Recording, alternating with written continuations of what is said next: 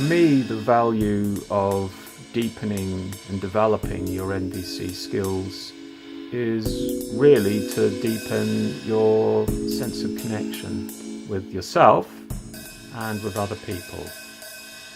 When we're not able to connect with people, then life can be lonely, and we can often find ourselves at odds with people, getting angry, so we're carrying all of that inside us. It can be painful and unpleasant.